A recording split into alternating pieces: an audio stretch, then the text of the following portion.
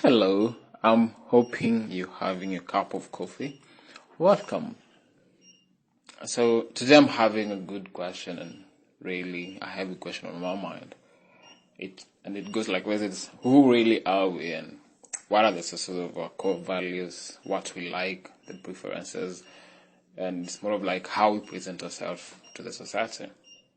And personally, I do understand there are various factors, and well, research is never a hobby of mine, so forgive me.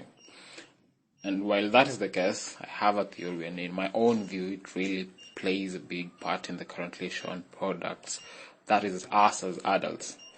So let's call this the family theory. And from our young lives, we were introduced to what a family consists of, nuclear and extended respectively. And I believe each is essential to the bringing up of us as individuals. And when we took a step higher in history across African communities, family was considered the social basic unit.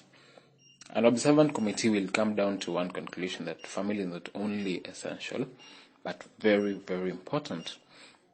So how does this affect us as young adults? Well, on the shining side of the coin, presence of a perfectly functioning family provides a sense of belonging, emotional support, and stability essential for an individual's mental and physical health. And in the light of something that there is a good and the bad, so what about the absence of it? And in our family setups, we have seen the dynamics in terms of single parenting, teenage parenting, and literally a missing unit alters the results. Parenting styles come into play again, and this I will refer from Bobo Diaries, a page I follow on Facebook, and a reference to how a generation of hers argues that they did turn out fine despite the ways they were raised.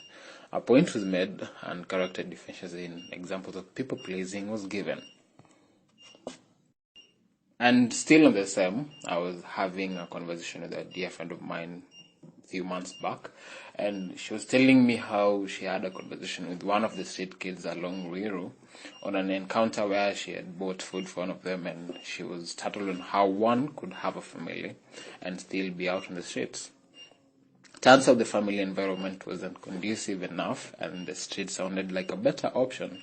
This situation came up due to the separation of the parents and the dad remarrying, and the remarried lady wasn't the kind one. And we could all agree these dynamics are present and living in our society as a whole. And I was arguing the point that the family unit was essential for proper growth of individuals, and I strongly felt that the family unit is broken, and my stand still remains the same. And if this is so essential as a unit, if the family is so essential, and if it's broken, that means there's a big chance that their good still will be broken.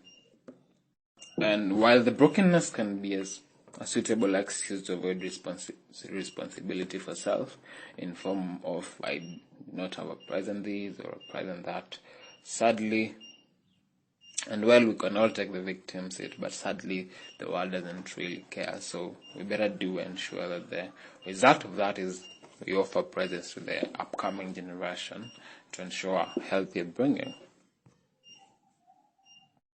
And another point to note is that in my observations from people around me, is that most time the strong traits are basically from what they have been familiar with growing up, and even the kind of family they wish to have in the future stems from theirs as a family.